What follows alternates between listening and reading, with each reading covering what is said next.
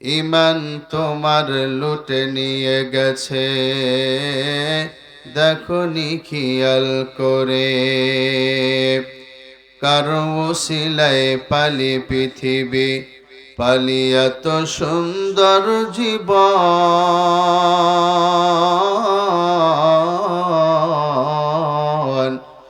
আজ তারি কথা ভুলে গেলি, বুঝলি না রে মন। দিন কি सूरज डूब रही है, हम लोगों की सामने, महशर में क्या जवाब है मोहम्मद के सामने। कलमा पर ला इलाहा इल्लल्लाह जोरे ला।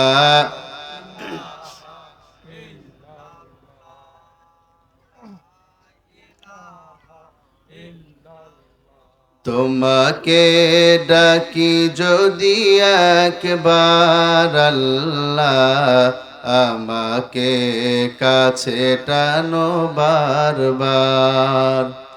তোমাকে ডাকি যদি একবার আল্লাহ, আমাকে কাছে টানো বারবার। ও দুনিয়ার ইমানদারেরা, দুনিয়ার মধ্যে তোমরা আমি আল্লাহ তাআলাকে ভয় করার মতো করো, পরিপূর্ণ ভয় করো, এবং তোমরা পরিপূর্ণ মুসলমান হইয়া দুনিয়া থেকে তোমরা মৃত্যুবরণ করিও না। আমার মুসলমান ভাই, আল্লাহ সুবহানাহু ওয়া তাআলা এই আয়াতের মধ্যে দুইটা মেসেজ দিয়ে সারা পৃথিবীর মানুষদেরকে বলতেছেন, ও দুনিয়ার মুসলমান বান্দা বান্দিরা, তোমরা শুনে নাও, তোমরা আমি আল্লাহ তাআলাকে পরিপূর্ণ ভয় করবা, আর তোমরা পরিপূর্ণ মুসলমান না হয়ে দুনিয়া থেকে মৃত্যুবরণ করিও না। এক নম্বর কথা হইল, আল্লাহ বলতেছেন আমাদেরকে পরিপূর্ণ ভয় করার কথা বলতেছে, তাকওয়াবান মানুষ হওয়ার কথা বলতেছে। তাকওয়ার অনেক দাম রয়েছে আল্লাহ তাআলার কাছে। নবীজির সাল্লাল্লাহু আলাইহি ওয়াসাল্লাম হাদিস শরীফের মধ্যে সাত করে বলেন, আইয়ুন নাসি আকরামু ইনদাকুম, আইয়ুন নাসি আকরামু, ক্বালা আকরামাকুম ইনদাল্লাহি আতকাকুম। পয়গম্বর সাল্লাল্লাহু আলাইহি ওয়াসাল্লাম বলেন, ও দুনিয়ার উম্মতের দল, তোমাদের মধ্যে সবচাইতে সম্মানিত আর দামি মানুষ হইতেছে ওই ব্যক্তি, যে ব্যক্তি যত তাকওয়াবান, সমাজের মধ্যে সব চাইতে ওই ব্যক্তি সব চাইতে দামি।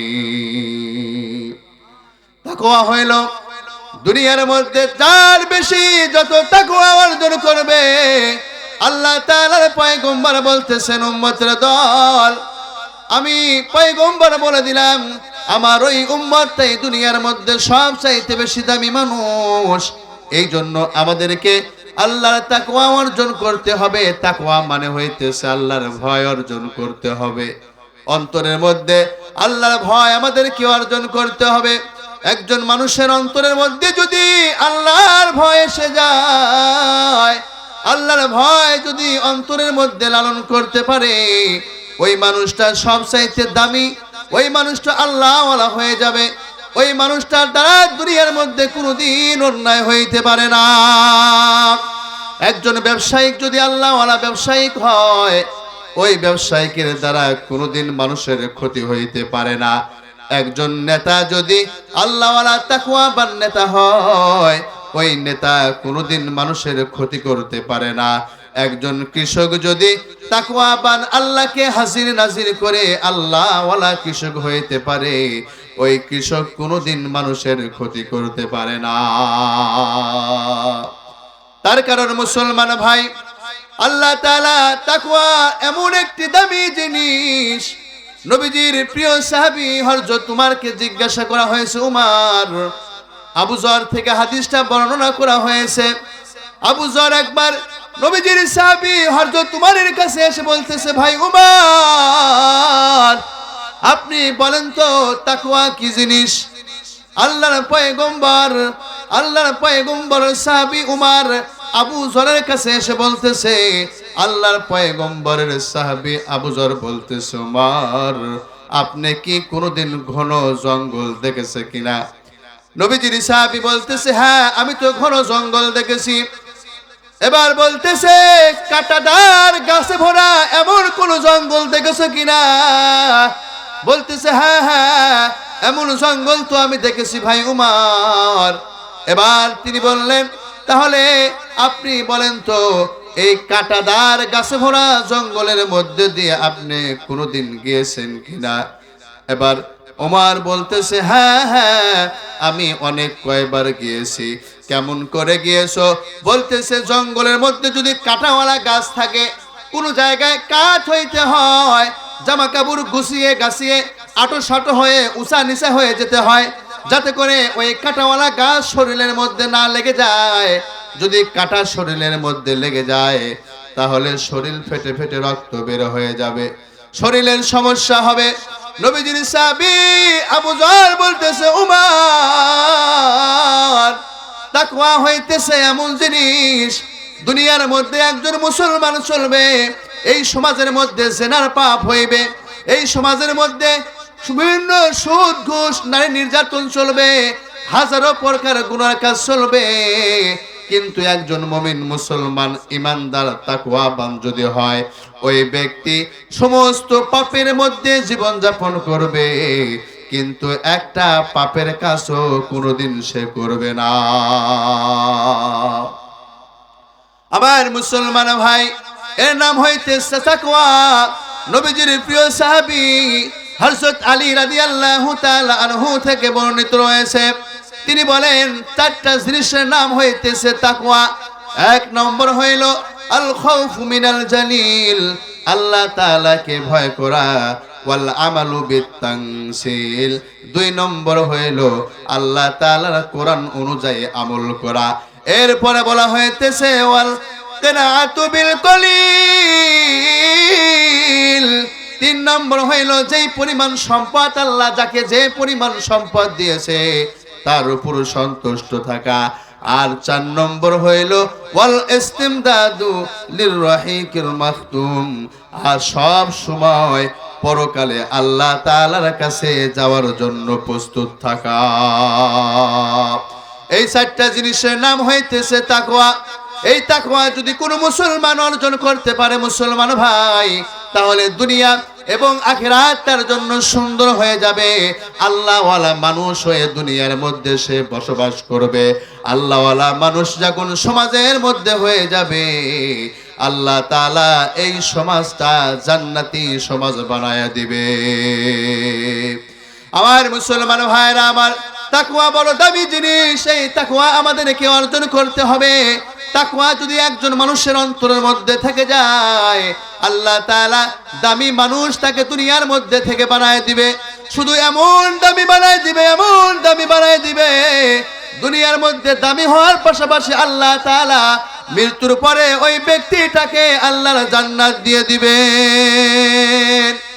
আমার মুসলমান ভাইরা আমার, কেমন দামি মানুষ তারা হয়ে যাবে, কেমন দামি মানুষ তারা হয়ে যাবে। একটা হাদিস বললে আপনাদের সামনে বিষয়টা পরিষ্কার হয়ে যাবে। মিশকাত শরীফের মধ্যে হাদিসটা বর্ণনা করেছেন পয়গম্বর। বনি ইসরাইলের মধ্যে একজন ব্যক্তি ছিলেন। এই ব্যক্তি কোনোদিন কোনো ভালো কাজ করতো না, সারা জীবন অন্যায়, দুই নম্বরই চিটারি বাটপারি গুনার কাজ করে করে জীবন যাপন করতো। আল্লাহ কলারদের সঙ্গে তিনি কোনোদিন বসতো না, জিন্দেগি গুনাহ করে করে পার করেছে। আল্লাহ ওয়ালাদের কোনো ভালোবাসতেন না, পাপ কাজ করে করে জিন্দেগি শেষ করে দিয়েছে। আমার মুসলমান ভাইরা আমার, এই লোকটার অনেক বয়স হয়ে গিয়েছে, মুখের দাড়ি মুছগুলো পেকে গিয়েছে, আর কি করবে, চোখের পাওয়ার গুলো কমে গিয়েছে। এবার তিনি চিন্তা করতেছে, হায় রে হায়, সারা জীবনটা গুনাহ করে করে কাটায় দিলাম, এই জিন্দেগিটা গুনাহ করে কাটায় দিয়েছি, এই গুনাহমাখা চেহারা নিয়ে আল্লাহর সামনে কেমন করে দাঁড়াইবো? না না, আমি তো আল্লাহর সামনে দাঁড়াইতে পারবো না। ওই জাহান্নামের আগুন বড় কঠিন, ওই জাহান্নামের আগুন তো আমি সহ্য করতে পারবো না। এই চিন্তা করে করে সন্তানদেরকে ডাকলেন, ডাকার পরে বলতেছে, ও আমার সন্তানেরা, এই বিদ্যা বয়সে তোমাদেরকে আমি একটা নসিহত করে যেতে চাই। সন্তানেরা বলল, কি নসিহত তুমি করতে চাও বাবা? এবার ওই বনি ইসরাইলের ব্যক্তি বলতেছে, আমি যেই দিন দুনিয়া থেকে চলে যাইব, আমাকে তোমরা কবরস্থ করবা না, আমাকে তোমরা দাফন কাফন করবা না। কি করব বাবা? মানুষ মারা গেলে তো তাকে কবরস্থ করতে হয়, তাকে দাফন কাফন করতে হয়, কেন তুমি নিষেধ করতেছো? এই বান্দা বলতেছে, আমি যেদিন মৃত্যুবরণ করব, তোমরা আমার লাশটা আগুন দিয়ে পুড়ানোর পরে ছাইগুলো দুই ভাগ করবা, এক ভাগ ছাই বাতাসের সঙ্গে উড়িয়ে দিবা, আর এক ভাগ ছাই তোমরা নদীর পানির সঙ্গে ভাসায় দিবা। এই ব্যক্তির চিন্তা হইল, জীবনে তো অনেক পাপ করেছি, এই পাপ মাগা জিন্দেগি নিয়ে কেমন করে আল্লাহ তাআলার সামনে দাঁড়াইবো? আল্লাহ তো ধরে ধরে আমাকে জাহান্নামের মধ্যে ফালায় দিবে। ওই জাহান্নামের আগুন বড় কঠিন, আমি সহ্য করতে পারবো না। এই বলে যে তিনি সন্তানদেরকে এই নসিহত করেছে।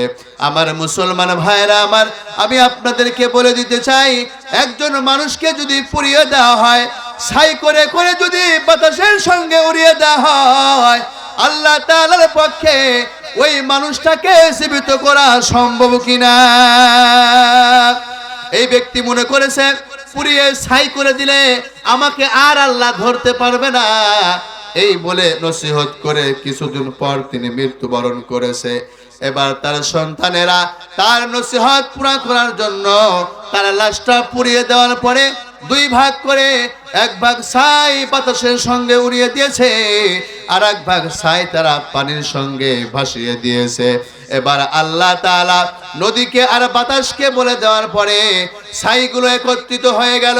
আল্লাহ বডি তৈরি করলেন, তার ভিতরে জীবন ফিরিয়ে দেওয়ার পরে বলতেছে, বান্দা, দুনিয়ার মধ্যে মানুষ মৃত্যুবরণ করলে তাদেরকে তো কবরস্থ করতে হয়, তুমি কেন তোমার লাশটা পুড়িয়ে দেওয়ার কথা বলেছিলা? এবার বান্দা চোখের পানিগুলো ছেড়ে দে, আল্লাহকে বলতেছে, ওগো মাবুদ, তুমি তো সব কিছু জানো, তারপরে কেন আমাকে জিজ্ঞাসা করলা? আল্লাহ তাআলা বলতেছে, তোমার নিজের মুখে তুমি বলো। এবার ওই গুনাহগার বান্দা বনি ইসরাইলের ওই ব্যক্তি বলতেছে, আল্লাহ, জীবনটা গুনাহ করে করে কাটিয়ে দিয়েছি, কোনোদিন ভালো কাজ করি নাই, চিন্তা করেছি এই গুনাহ নিয়ে কেমন করে আল্লাহর সামনে যাইব, আল্লাহর সামনে কেমন করে হাজিরা দিব। আমি বড় পাপী হয়ে গিয়েছি, হয়তো আমার লাশটা পুড়িয়ে দিলে আর আল্লাহর সামনে দাঁড়ানো লাগবে না, আমার লাশটা পুড়িয়ে দেওয়ার কথা বলেছিলাম। আল্লাহ বলতেছে, বান্দা, জীবনে কোনোদিন ভালো কাজ করো নাই, আমার জীবনে কোনোদিন নেক আমল করো নাই, গুনাহ করে করে জীবন পার করেছো বান্দা, কিন্তু শেষ বয়সে এসে আমার জাহান্নামের ভয় তুমি অন্তরের মধ্যে লালন করেছো, এই তাকওয়া তুমি অন্তরের মধ্যে লালন করেছো, এই বিষয়টা আমার কাছে অনেক ভালো লেগেছে। ওরে আমার বান্দা, সারা জীবন পাপ করেছো ঠিক আছে, কিন্তু শেষ বয়সে এসে ভালো হইয়া আমার জাহান্নামের ভয় অন্তরের মধ্যে লালন করেছো, এই বিষয়টা আমার কাছে অনেক ভালো লেগেছে। যার কারণে আজকে আমি সমস্ত ফেরেশতাদের সামনে তোমার জিন্দেগির গুনাহগুলো মাফ করে দিয়ে আজকে আমি তোমাকে আমার জান্নাত তোমাকে দান করে দিলাম। हकीकत से तो दुनिया बेखबर है, दुनिया की नुमाइश पर नजर है, नमी गोयाम के अज दुनिया जुदाबाश बाहर कारे के बाशी बा खुदाबाश चिश्ते दुनिया از خدا গাফিল বুদান নয় কমাশু নকরাহু ফরজিন্দুজান। আমার মুসলমান ভাই, এই জন্য আমাদেরকে আল্লাহর তাকওয়া অর্জন করতে হবে। আল্লাহর ভালোবাসা, আল্লাহর ভয় আমাদেরকে অন্তরের মধ্যে লালন করতে হবে। দুনিয়ার মধ্যে একজন মানুষ যদি আল্লাহওয়ালা হইতে যায়, আল্লাহ তাকওয়া যদি অন্তরের মধ্যে লালন করতে পারে, আল্লাহ তাআলা ওই মানুষটাকে জান্নাতি মানুষ বানায়া দেয়। আমার মুসলমান ভাইরা আমার, আপনার ভিতরে যদি আল্লাহর তাকওয়া অর্জন হয়ে যায়, আল্লাহ তাআলার কুদরতি পার্লামেন্ট থেকে আপনার রিজিকের ব্যবস্থা করে দেওয়া হবে। আপনার ভিতরে যদি আল্লাহর তাকওয়া অর্জন হয়ে যায়, আল্লাহ আপনাকে যাবতীয় বিপদ আপদ থেকে বের করে দিবেন, যাবতীয় সংকট থেকে বের হওয়ার পথ বের করে দিবেন। আল্লাহ তাআলা ইরশাদ করে বলেন, ওয়া মান ইয়াত্তাকিল্লাহা ইয়াজআল লাহু মাখরাজা। ও দুনিয়ার মুসলমানেরা, তোমরা যদি তাকওয়া অর্জন করতে পারো, দুনিয়ার মধ্যে যে ব্যক্তি তাকওয়া অর্জন করবে, আমি আল্লাহ তাআলা এই দুনিয়ার মধ্যে থেকে যাবতীয় সংকট থেকে বের হওয়ার জন্য আমার ওই বান্দাকে সুন্দর সুন্দর পথ আমি বের করে দেব। এই জন্য মুসলমান ভাইরা আমার, আপনি যদি তাকওয়া অর্জন করেন, ব্যবসা করতেছেন, ঋণ হয়ে গিয়েছে, আপনার স্ত্রী ভালো না, বিভিন্ন সমস্যার মধ্যে রয়েছেন, ছাত্র ভাইরা পড়াশোনার মধ্যে সমস্যা হয়ে যাইতেছেন, আল্লাহ তাকওয়া যদি অন্তরের মধ্যে লালন করতে পারো, আল্লাহ তাআলা আমাদেরকে যাবতীয় সংকট থেকে বের করে দিবেন।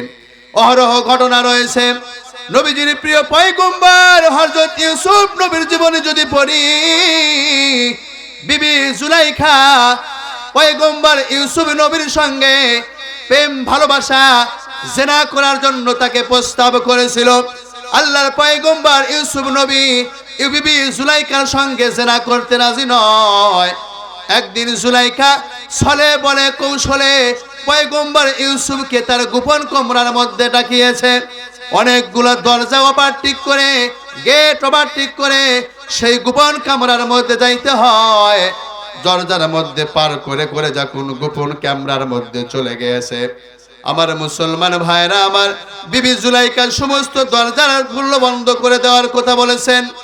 এবার ইউসুফ নবী বলতেছে, ও জুলাইখা, এত গোপন কামরায় কেন তুমি আমাকে ডাকলা? কি হয়েছে? কি এমন গোপন কথা তোমার?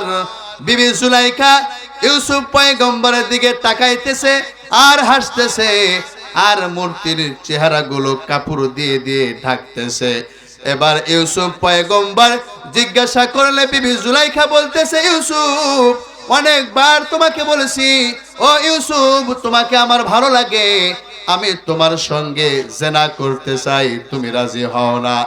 এই জন্য তোমাকে আজকে ছলে বলে কৌশলে এই গোপন কামরার মধ্যে তোমাকে ডেকেছি।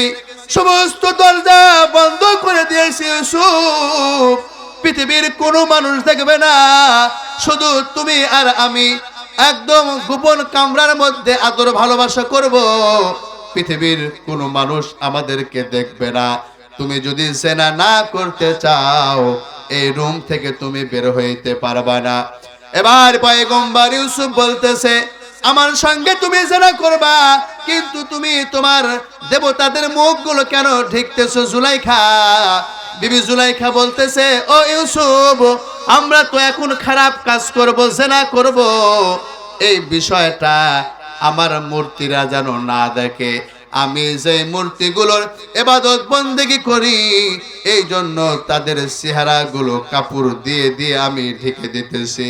পয়গম্বর ইউসুফ বলতেছে, জুলাইখা, দুনিয়ার মধ্যে তুমি যেই মূর্তির পূজা করো, যেই মূর্তির ইবাদত করো জুলাইখা, তার চেহারা তুমি কাপড় দিয়ে ঢেকতে পারো জুলাইখা, কিন্তু আমি সেই আল্লাহর ইবাদত বন্দেগী করি, ওই আল্লাহর চেহারা, ওই আল্লাহর মুখ ঢেকতে পারবো না আমি।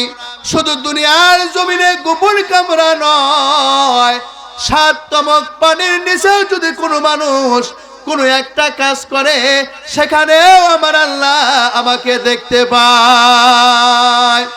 এইরকম বলে আল্লাহর পয়গম্বর ইউসুফ আলাইহিস সালাম বিবি জুলাইখাকে বলতেছে, না না, আমি তোমার সঙ্গে জিনা করতে পারবো না। পৃথিবীর কোনো মানুষ না দেখলেও তো আমার আল্লাহ আমাকে দেখতেছে। এই বলে আল্লাহর উপর তাকওয়া অর্জন করে, আল্লাহর প্রতি বিশ্বাস স্থাপন করে পয়গম্বর ইউসুফ নবী যখন দরজার দিকে দৌড় মেরেছে, আল্লাহ তাআলা বলতেছে, ও ইউসুফ, আমার সঙ্গে তুই ভালোবাসা দেখাইলি রে পয়গম্বর, আমার তাকওয়া অন্তরের মধ্যে লালন করলি। অন্য কোন যুবক হইলে তো বিবি জুলাইখার সঙ্গে জিনা করত, তুই অন্তরের মধ্যে আমার ভয় লালন করলি, আমাকে স্মরণ করলি, যার কারণে জিনার মধ্যে তুই লিপ্ত হইলি না। যা যা যা, সামনের দিকে দৌড়া, দরজা বন্ধ আছে তো কোনো সমস্যা নাই। এবার পয়গম্বর ইউসুফ যখন আল্লাহর ভয় লালন করে বন্ধকৃত সমস্ত দরজার দিকে দৌড় মেরেছে, আল্লাহ তাআলা সাথে সাথে সমস্ত দরজাগুলো টাস টাস করে খুলে দিয়েছে। পয়গম্বর ইউসুফ সেখান থেকে চলে গিয়েছে। লিল্লাহে তাকবীর। আমার মুসলমান ভাইরা আমার, এই জন্য আমাদেরকে আল্লাহর তাকওয়া অর্জন করতে হবে। আল্লাহর তাকওয়া যদি অর্জন করতে পারি, আমাদেরকেও আল্লাহ দুনিয়ার মধ্যে সমস্ত সমস্যা থেকে বের হওয়ার জন্য সহজ পথ বের করে দিবেন। আপনি ব্যবসায়িকভাবে সমস্যার মধ্যে রয়েছেন, ব্যবসা আল্লাহ আহসান করে দিবে, সফলতা দান করবেন। দুনিয়ার যত সমস্যা হোক না কেন, আল্লাহ তাআলা আমাদের সমস্ত ব্যবসা থেকে বের হওয়ার সহজ পথ বের করে দিবেন। একটু জিকির করি লা ইলাহা ইল্লাল্লাহ, জোরে লা।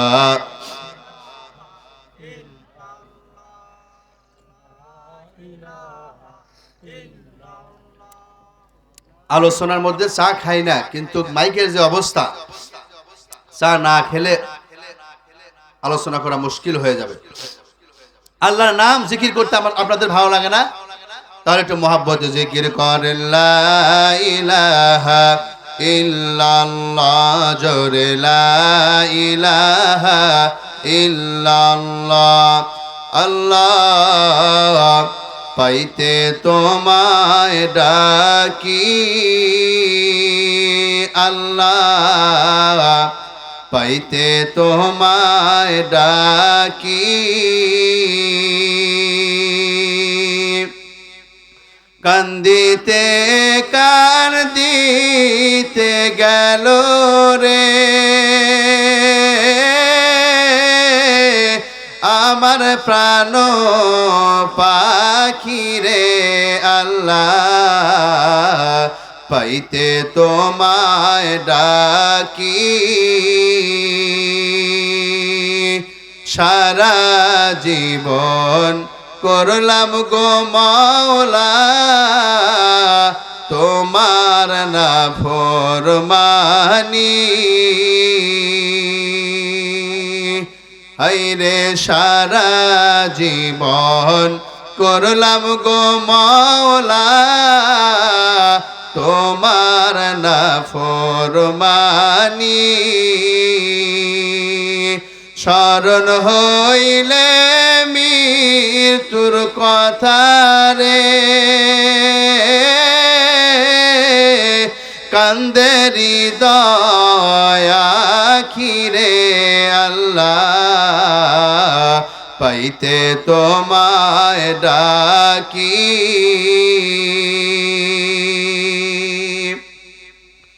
আমার মুসলমান ভাই, আমি বলতেছিলাম আমাদেরকে আল্লাহর তাকওয়া অর্জন করতে হবে ভাই। দুনিয়ার মধ্যে যদি আল্লাহর তাকওয়া অর্জন করে চলতে পারি, আল্লাহ তাআলা আমাদেরকে জান্নাত দান করবেন। আর দ্বিতীয় নম্বর পয়েন্ট ছিল, আমরা যদি দুনিয়ার মধ্যে তাকওয়া অর্জন করতে পারি, এই দুনিয়ার মধ্যে যত সমস্যা হইতে পারে, বিপদ আপদ মুসলমানের হইতে পারে, আল্লাহ সুবহানাহু ওয়া তাআলা তাকওয়া অর্জন করার কারণে যাবতীয় সমস্যা থেকে বের করে আমাদেরকে সহজ পথ বের করে দিবে। আমার মুসলমান ভাই, এরপর আল্লাহ তাআলা দ্বিতীয় নম্বর পয়েন্ট বলতেছে, ও দুনিয়ার মুসলমানেরা, এক নম্বর তোমরা আমি আল্লাহ তাআলাকে ভয় করার মতো ভয় করবা। আর 2 নম্বর হইল তোমরা প্রকৃতপক্ষে মুসলমান না হইয়া এই দুনিয়া থেকে মৃত্যুবরণ করবা না। খাঁটি মুমিন মুসলমান হইয়া দুনিয়া থেকে আল্লাহ তাআলা মরার কথা বলেছেন। আমরা যদি প্রকৃতপক্ষে মুমিন মুসলমান না হইতে পারি, খাঁটি মুমিন মুসলমান না হয়ে যদি মৃত্যুবরণ করি, তাহলে কবরের মধ্যে আমাদের সমস্যা হবে। কারণ আল্লাহ তাআলা বলেছেন ওয়ালা তামুতুন্না ইল্লা ওয়া আনতুম মুসলিমুন। ওরে আমার উম্মতের দল, তোমরা খাঁটি মুমিন মুসলমান না হইয়া দুনিয়া থেকে মৃত্যুবরণ করিও না। এই জন্য আমাদেরকে মুসলমান হইতে হবে, ইমানদার মুমিন মুসলমান হইতে হবে। ভাই, 1 ফোঁটা জাররা পরিমাণ ইমানের দাম অনেক বেশি। এই দুনিয়ার মধ্যে যত সম্পদ রয়েছে, সম্পূর্ণ সম্পদগুলো যদি একদিকে করা হয়, আর যদি সামান্য পরিমাণ ইমানদার মুসলমানকে একদিকে করা হয়, ওই ইমানদার মুসলমানের দাম আল্লাহ তাআলার কাছে কোটি কোটি গুণ বেশি। এই জন্য কুফরি শক্তিরা, কাফির বেঈমানেরা, ইহুদি খ্রিস্টানেরা সর্বদাই ষড়যন্ত্র করতেছে কেমন করে তারা যে এরকম জাহান্নামী হয়ে গিয়েছে, কেমন করে মুসলমানদেরকে ঈমান হরণ করে তাদেরকে বেঈমান বানানো যায়। এই জন্য সব সময় তারা ষড়যন্ত্র করতেছে। আল্লাহ তাআলা বলেন, বান্দা ওয়ালা তামুতুন্না ইল্লা ওয়া আনতুম মুসলিমুন, তোমরা খাঁটি মুমিন মুসলমান না হইয়া কবরের মধ্যে মৃত্যুবরণ করিও না। আমার মুসলমান ভাইরা আমার, 1 ফোঁটা ইমানের দাম অনেক বেশি, অনেক বেশি। একটু একটা ঘটনা যদি বলে দিয়ে যায়, তাহলে বিষয়টা আপনাদের সামনে পরিষ্কার হয়ে যাবে। পৃথিবী বিখ্যাত তাফসীরের কিতাব তাফসীরে কাবিরের মধ্যে ইমাম ফখরুদ্দীন রাজি রহমাতুল্লাহি আলাইহি একটি ঘটনা নিয়ে এসেছেন। আল্লাহর পয়গম্বর মুসা আলাইহি ওয়াসাল্লাম একবার আল্লাহ তাআলার কাছে বলতেছে, আল্লাহ, আমি বনি ইসরাইলের একজন বড় নবী, তোমার কাছে আমার একটা মিনতি ফরিয়াদ হইতেছে, আপনি আমাকে একটা সুন্দর একটা কালিমা শিক্ষা দাও, যে কালিমাটা সব সময় আমি তোমার নাম ধরে ধরে জপতে পারি। আমার মুসলমান ভাই, আল্লাহ তাআলা পয়গম্বর মুসা আলাইহিস সালামকে কালিমা তৈয়বা শিক্ষা দিলেন। এরপরে পয়গম্বর মুসা বলতেছেন, আল্লাহ, আমি একজন বড় নবী, এইরকম সাধারণ একটা দোয়া আমি চাই নাই, আমি চাইছিলাম স্পেশাল ভালো একটা দোয়া, যেই দোয়াটা ধরে ধরে সব সময় আমি আপনাকে জপতে পারবো। আল্লাহ তাআলা পয়গম্বর মুসা আলাইহিস সালামকে বলতেছে, ও আমার পয়গম্বর, তোমার কাছে কালিমা তৈয়বা সাধারণ দোয়া হইতে পারে, ওরে আমার নবী তুমি শুনে নাও, কোন একজন মুসলমান, কোন একজন মানুষ যদি এই কালিমার যারা পরিমাণ ঈমান নিয়ে কবর আসতে পারে, আমি আল্লাহ তাআলা তাকে যেই পরিমাণ একটা জান্নাত দেব, ওই জান্নাতের এরিয়া কম পক্ষে এই পৃথিবীর 10 গুণ বড় হবে। জোরে কোন সুবহানাল্লাহ। জান্নাত চাই কি চাই না আমরা? জান্নাত চাই না এমন কোন মানুষ পৃথিবীর জমিনে খুঁজে পাওয়া যাবে না। জালিমকেও যদি জিজ্ঞাসা করা হয়, ফেরাউন নমরুদকেও যদি জিজ্ঞাসা করা হয়, তুমি জান্নাতে যাইবা নাকি জাহান্নামে যাইবা, ওই খারাপ সমাজের সবচাইতে খারাপ মানুষকেও জিজ্ঞাসা করলে সে বলবে, হুজুর, এখানে বলার কিছু নাই, আমি জান্নাত চাই। কিন্তু মুসলমান ভাইরা আমার, এই জান্নাত পাইতে হলে আমাদেরকে দুনিয়ার জমিন থেকে কিছু কাজ করতে হবে। ভাই, 1 নম্বর কাজ হইল আমাদেরকে ঈমান আনতে হবে, আল্লাহর প্রতি বিশ্বাস স্থাপন করতে হবে। আর আল্লাহ বলেছেন তোমাদেরকে নেক আমল করতে হবে, তাহলে কেবল আমি আল্লাহ তোমাদেরকে এই জান্নাত দিয়ে দিব। জোরে কোন সুবহানাল্লাহ। জান্নাত চির সুখের ঘর, জান্নাত চির সুখের ঘর যদি জানতে ওগো তুমি, মায়া ঘেরা রঙিন পৃথিবী নয় তো সুখের খুনি। মায়া ঘেরা রঙিন পৃথিবী নয় তো সুখের খুনি। কথা বলেন ঠিক কিনা? জান্নাত পাওয়ার সহজ পাশে তো শহীদ মরণ, শহীদ হলে খোদার রাহে, শহীদ হলে খোদার রাহে তবে জান্নাত পাবে তুমি। মায়া ঘেরা রঙিন পৃথিবী নয় তো সুখের খুনি। মায়া ঘেরা রঙিন পৃথিবী নয় তো সুখের খুনি। কথা বলেন ঠিক কিনা? আমার মুসলমান ভাই, এই জন্য আমাদেরকে ঈমান লালন করতে হবে, আল্লাহর তাকওয়া আমাদেরকে অর্জন করতে হবে। কিন্তু আমাদের সমস্যা হইল দুনিয়ার মধ্যে সব কাজ আমরা করতে পারি, এই দুনিয়ার মোহে পড়ে আজকে আমরা দুনিয়ার সব করতেছি, আল্লাহর কাজ শুধু করতেছি না। আমাদের যেন মৃত্যুবরণ ঘটবে না এমন একটা চিন্তা আমাদের অন্তরের মধ্যে নাই। যুবক ভাইরা দামি দামি হুন্ডা লইয়া গার্লফ্রেন্ড নিয়ে ঘোরাফেরা করে, যুবকদেরকে নামাজের কথা বললে নামাজ পড়ে না, ধর্মের কথা বললে দিনের দিকে আহ্বান করলে তারা বলে না না, এখনো তো মাথার চুল আমার কালোই রয়ে গেল, এখনো তো শরীরের মধ্যে অনেক শক্তি, এই মুহূর্তে মসজিদে গিয়ে আমার কোনো লাভ নাই, আরো অনেক দিন আমি দুনিয়ার মধ্যে বেঁচে থাকবো। ওরে যুবক ভাই, তুমি কি পেপার পত্রিকা পড়ো না? তুমি কি নিউজের খবর পড়ো না? পেপার পত্রিকা খুললেই দেখা যায় যুবক গাড়ি অ্যাক্সিডেন্ট করে মৃত্যুবরণ করেছে। এই দুনিয়ার জমিনে আসার সিরিয়াল রয়েছে, পৃথিবী থেকে কে কখন যাবে কোনো সিরিয়াল নাই। ওরে যুবক ভাই, তুমি শুনে নাও, তুমি দুনিয়ার পিছনেই পড়ে থাকবা, কখন জানো দেখবা আজরাইল তোমার সামনে এসে হাজির হয়ে গিয়েছে। ও তুই দুনিয়ার মায়ায় পড়ে করছো কত বাহানা,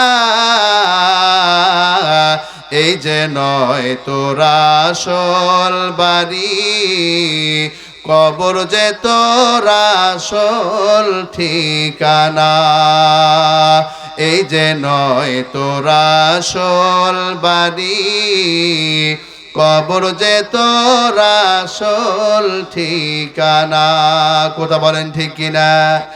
এই দুনিয়ায় যারাই ছিল একে একে সবাই গেল, এই দুনিয়ায় যারাই ছিল একে একে সবাই গেল, তুমি আমি কেউ রব না, তুমি আমি কেউ রব না, দিতে হবে রওয়ানা, এই যে নয় তোরা আসল বাড়ি, কবর যে তোরা আসল ঠিকানা। কথা বলেন ঠিক কিনা? এই জন্য মুসলমান ভাই, আমাদেরকে এই দুনিয়ার জমিন থেকে আল্লাহ তাকওয়া অর্জন করতে হবে, আর আমাদেরকে পরিপূর্ণ মুসলমান হইতে হবে। এই মুসলমান না হয়ে যদি দুনিয়ার জমিন থেকে চলে যায়, আল্লাহ তাআলা বেঈমান হিসাবে আমাদের নামটা লিখে দিবেন, আর আল্লাহ তাআলা এই বেঈমানদের জন্য আল্লাহর জান্নাত তৈরি করা হয় না।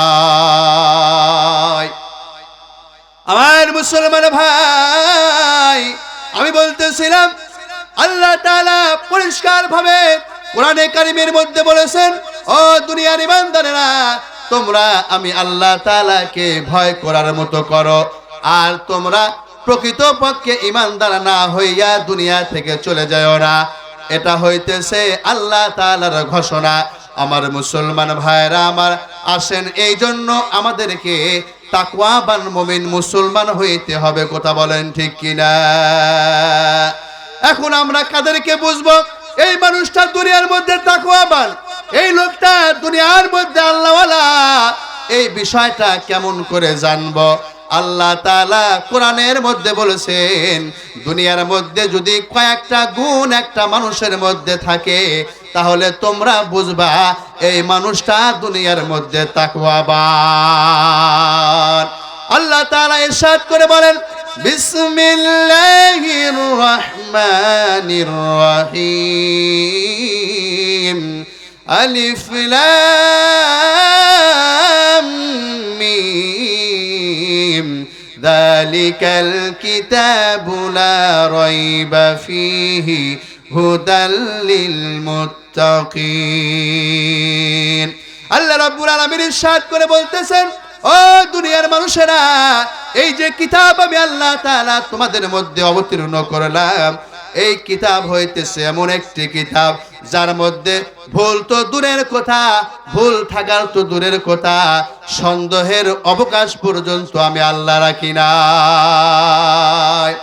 আমার মুসলমান ভাইরা আমার, এই কোরআন তো এই মাদ্রাসায় পড়ানো হয়, এখানে ডাক্তার তৈরি করা হয় না, এখানে ইঞ্জিনিয়ার তৈরি করা হয় না, কিন্তু এখানে আল্লাহওয়ালা দিনদার তাকওয়াবান ছাত্র তৈরি করা হয়।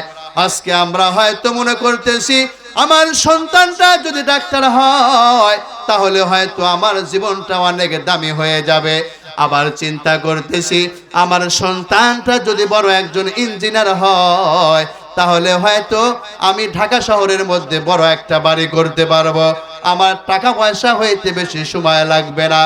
এইরকম ভাবে আমরা দোয়া করি আল্লাহ তাআলার কাছে। মা বোনেরা বলে, আল্লাহ সন্তান দাও, এইরকম করে করে দোয়া করে, কিন্তু তারা আরেকটা খবর দেখে না, দুনিয়ার মধ্যে হাজারো ডাক্তার এমন রয়েছে তারা ডাক্তার হয়ে সুন্দরী মেয়েকে বিবাহ করার পরে বাবা মাকে তারা পিটাইয়া পিটাইয়া বৃদ্ধাশ্রমে তারা রেখে আসতেছে। কথা বলেন ঠিক কিনা? আমার মুসলমান ভাইরা আমার, কিছুদিন আগেও আমরা পত্রিকার মধ্যে পড়েছি ঢাকা বিশ্ববিদ্যালয়ের একজন প্রফেসর সন্তানগুলোকে বড় বড় ডিগ্রিধারী মানুষ বানিয়েছে। একজন আমেরিকা থাকে, লন্ডন, কোরিয়া থাকে, আজকে তার আর থাকার জায়গা নাই, বৃদ্ধাশ্রমে জীবন যাপন করতেছে। এটা দুনিয়ার শিক্ষা শুধু অর্জন করার কারণে এই অবস্থা হয়েছে। এই সন্তানকে যদি আল্লাহর ঐশী বাণী কোরআন শিক্ষা দেওয়া হইতো এমন ঘটনা কোনোদিন ঘটতো না। কথা বলেন ঠিক কিনা? এই দুনিয়ার জমিনে কোন একজন আলেম, কোন একজন হাফেজকে নজির দেখাইতে পারবেন না যে হাফেজ সাহেব, যে মাওলানা তার বাবাকে পিটাইছে, এমন একজন হাফেজ সাহেব দুনিয়ার মধ্যে দেখাইতে পারবে না যে মাওলানা তার বাবাকে বাড়ি থেকে বের করে বৃদ্ধাশ্রমে রেখে আসছে, দেখাইতে পারবে না। কারণ কোরআন হইতেছে এমন একটি কিতাব, এই কিতাবের সঙ্গে যারা সংস্রব হয়ে যায় ওই কোরআন তাকে জান্নাত মানুষ বানায় দেয়। কথা বলেন ঠিক কিনা? আমার মুসলমান ভাইরা আমার, এই জন্য আল্লাহর পয়গম্বর বলতেছেন, ফকিহুন ওয়াহিদুন আশাদ্দু আলা শাইতানি মিন আলফি আবিদ। একজন ফকির এত দাম, এত একজন আলেমের এই পরিমাণ দাম রয়েছে। আল্লাহর পয়গম্বর বলতেছেন 1000 সাধারণ মানুষ আল্লাহ তাআলার কাছে যে পরিমাণ দাম, আল্লাহ তাআলার কাছে একজন আলেমের দাম তার চেয়েও বেশি। জোরে কোন সুবহানাল্লাহ। দুনিয়ার মধ্যে যারা কোরআন শিক্ষা করবে, মানুষ তো দূরের কথা, দেখবেন দুনিয়ার মধ্যে সবচাইতে নিম্নমানের কাঠ দিয়ে কোরআনের রেহাল বানানো হয়, আবার সবচাইতে কম দামের কাপড় দিয়ে ওই কোরআনের জুজদান বানানো হয়। কিন্তু যখন ওই রেহালের সঙ্গে কোনো মানুষের লাথি লেগে যায়, ওই কাপড়ের সঙ্গে লাথি লেগে যায়, দেখবেন ওই কাপড় ওই রেহালটা ধরে ধরে চুমা খায়। কারণ তাদের চিন্তা হইতেছে এই কাপড় কম দামি হইতে পারে, এই রেহালটা কম দামি হইতে পারে, কিন্তু এই কাপড়ের মধ্যে এই রেহালের উপরে আল্লাহর কোরআন রাখা হয়। কথা বলেন ঠিক কিনা? আমার মুসলমান ভাইরা আমার, আমি আপনাদের কাছে বলে দিতে চাই, সাধারণ একটি কাজ যদি কোরআনের সঙ্গে থাকার কারণে এত দামি হয়ে যায়, একজন মানুষ যদি কোরআনের সংস্রবে এসে যায়, আল্লাহর কোরআন বলে দেয় ওই মানুষটাকে কোরআন জান্নাত পর্যন্ত পৌঁছায়া দেবে। হাদিস শরীফের মধ্যে আল্লাহর পয়গম্বর বলেন, কোরআনে কারিমের মধ্যে একটি সূরা রয়েছে যার নাম হইতেছে সূরাতুল মুলক বলা হয়। কোন একজন বান্দা যদি কন্টিনিউ প্রত্যেক দিন রাত্রিতে ঈশা নামাজ পড়ে, ঘুমানোর আগে যদি এই সূরা তেলাওয়াত করে করে ঘুমাইতে যায়, আর যদি ওই ব্যক্তি মৃত্যুবরণ করে, জাহান্নামের ফেরেশতা ওই ব্যক্তির কবরের মধ্যে আসতে দিবে না। এবার ফেরেশতারা যখন তাকে সওয়াল জবাব নেওয়ার জন্য আসবে, ওই ব্যক্তি ওই কোরআন ওই সূরাতুল মুলক তার বন্ধু হয়ে যাবে। ওই ব্যক্তিকে তার পিছনে রেখে সামনে গিয়ে বলবে, ও আল্লাহর ফেরেশতারা, তোমাদের যা প্রশ্ন আছে তোমরা আমাকে করো।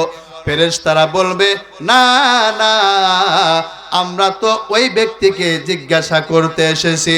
এবার তাদেরকে কবর থেকে দূর দূর করে তাড়িয়ে দিবে।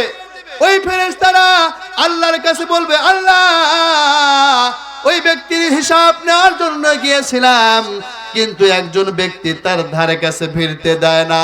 আল্লাহ বলবে, ওইটা হইতেছে আমার কালাম সূরাতুল মুলক, তার বন্ধু হয়ে গেছে, তার কাছে যাইতে দিবে না। ওর ইচ্ছা হইতেছে দুনিয়ার জমিনে ওই ব্যক্তি ওই সূরার তেলাওয়াত করতো, আজকে সে তার বন্ধু হয়ে গিয়েছে, আজকে যত প্রশ্ন আসে তাকে করতে হবে, তার পক্ষ থেকে সে উত্তর দিবে। শুধু তাই নয়, বন্ধু হিসাবে ওই ব্যক্তিকে সে জান্নাত পর্যন্ত পৌঁছায়া দেবে। এই জন্য কোরআনের মধ্যে আল্লাহ সুবহানাহু ওয়া তাআলা বলেছেন, ফাবাশশির ইবাদিল্লাযীনা ইয়াসতামিউনাল কওলা ফায়াত্তাবিউনা আহসানাহু উলাইকাল্লাযীনা হাদাহুমুল্লাহ।